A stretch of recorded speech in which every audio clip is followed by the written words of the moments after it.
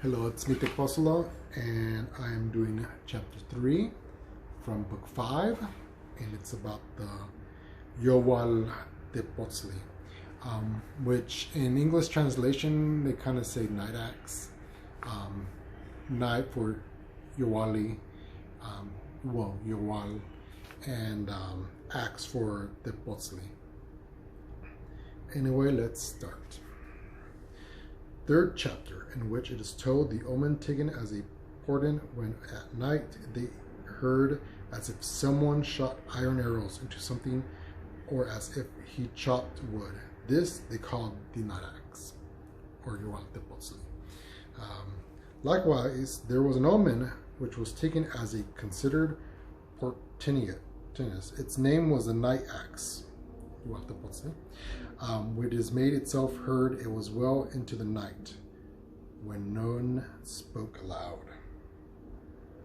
When the priests went forth to do penance and lay down fir branches at their places of doing penance on mountaintops, wheresoever they all went, then it was heard that it was resound like someone chopping and splitting wood. It rang out for a great distance, which did it frighten the people.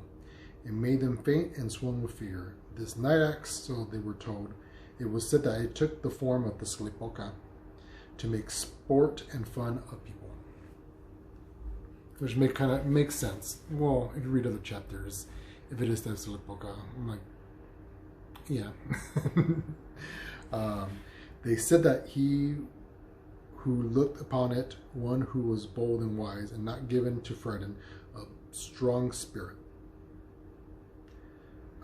could then hurl himself at it.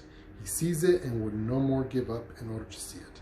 He will call to it as to a person and indeed hang on to it, force himself on it, and he pursued it.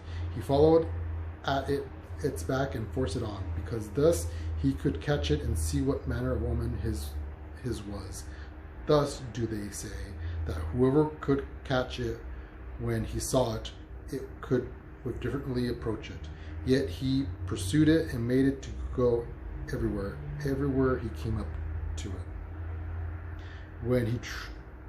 When he tired it somewhere on the road, he awaited it without fear. And when now he saw it, he beheld it like a man without a head, a headless one with a neck severed at the nape, which is right here, and with chest, framework, and belly broken open. So imagine the chest open up. Thus they said it was thought that which it was heard was his splitting chest framework when its halves met, like a mouth continually opening closing with a sucking sound.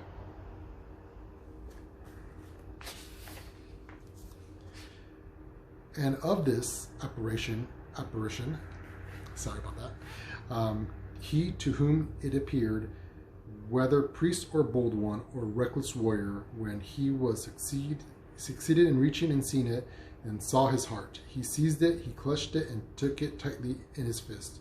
He tore it out.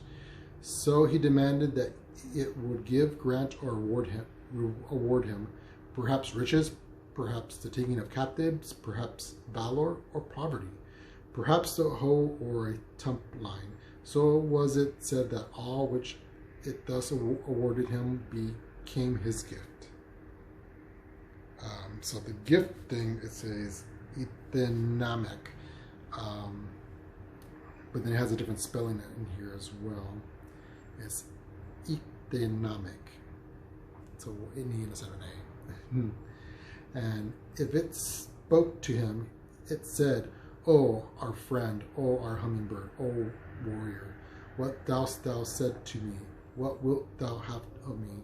Unhand me, and I shall give thee what thou wishes."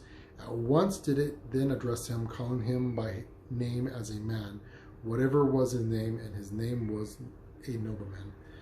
And the vassal to whom it would appear said to him, "I shall not let thee go, for I have taken thee."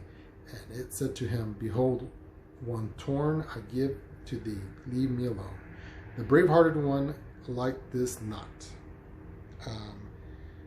And the word they put there, Quicilia. Either Quicilia or Quicilia may be read. He thought it not well. At last he left it as if it gave him 3 or 4 thorns. Thus these showed and made evident that he went skillfully to war, not going forth in vain. The word they put there is nenkiskas. The titles are made in all texts. So yeah, nenkiskas. As many captives would he take as it showed, and gave him thorns. Thus he then received as reward all earthly happiness and contentment, flowers, tobacco, riches, capes, lip pendants, headbands. As many captives would have he take as it showed, and gave him thorns. Thus he then received as reward all earthly happiness and contentment, flowers, tobacco, riches, capes, lip pendants, headbands. And is also it was said, and so was the common opinion and report, that whoever could not make it talk immediately tore and ripped out its heart. He who had cut out its heart fled from it and ran away. He buried it somewhere. He wrapped it up thoroughly and tightly, and later when it had dawned, he looked at it, and then it showed up whether his fortune were good and preposterous. When he saw a soft white feather or thorn, perchance 1 or 2, then it appeared that his lot would be good. But if it were not good, he saw a piece of charcoal or a rag. Thus it indicated that his reward had become only poverty and misery. And whoever was not of strong spirit, who was not well based or poor foundation, the coward could nowhere seize the spectre. He only heard it, and giving up on the chase, left it in terror. He could not pursue it. He was exhausted, vexed, deadened was his body. He only went flattened on the ground. He could walk no more. So he knew that the night axe was an omen to him, only making sport in fun of him. Perchance sickness or death or misery, slavery and sin, the spectre gave him when it came upon him. And that's about it. And that's the end about the Youaltepuztli. Anyway, I guess I'll talk to you guys later. Take care.